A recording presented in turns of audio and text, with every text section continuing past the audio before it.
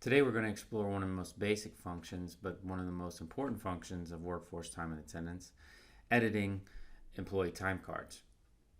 Whether you're a supervisor or an administrator from your home dashboard, there's a couple ways to get to your actual time sheets.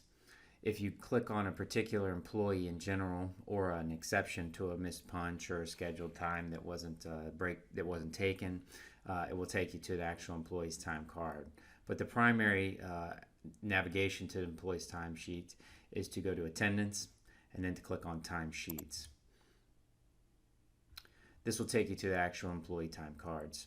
And for this particular example, I'm just going to filter to one particular test employee's time card so that you can see those. See a test employee time card. To edit a time card, it's as simple as using Excel. You've got some drop-down menus that should be activated for your particular company that'll have the date of a particular time entry for a pair, the pay code you wish to assign that, an in and an out time if it's an actual punch, or an hours component if it's a component that's not treated as a clock in and clock out time. For example, PTO will not allow for a in and out punch, but will allow us to input an hours total.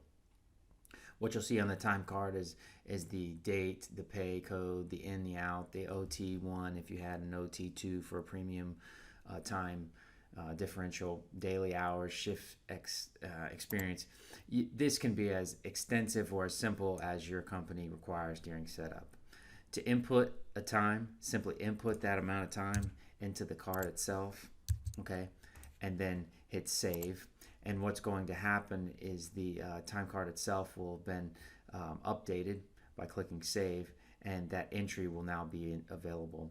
If you had a time entry where you had an actual punch that came in at noon, and I'm just going to type it in for this example, and then there was no out punch, very simply you would just enter the out punch of whatever it would be. This one, let's say 2:30 p.m., and then hit save, and it will update that card effectively. If you wish to delete a line item, okay, then simply click on that line item in the box next to the Notes tab, and then just click delete, and we'll delete the line item altogether. This PTO request, for example, that we just input, we're going to delete. And since we don't need these holidays for this particular employee, I'm going to delete that one too. You'll see that the card hasn't updated yet. As soon as I hit save, the card will automatically update the timesheet summary back to 16 hours of holiday pay. If the PTO was used, you'll see that accrual summary update the available hours and the used hours based off what we input into the card. This is a real-time situation. And at any time you hit save, you'll see that your entries were successfully input and saved. Inputting, editing, adjusting time cards is as simple as simply using Excel spreadsheets at any given time. This automatically set up with all of your pay codes, the pay dates, and particulars pertaining to the pay period that you're particularly in at that time. If you have any more questions regarding editing or adjusting time cards, and you need some direct support, please go to support.compasshrm.com.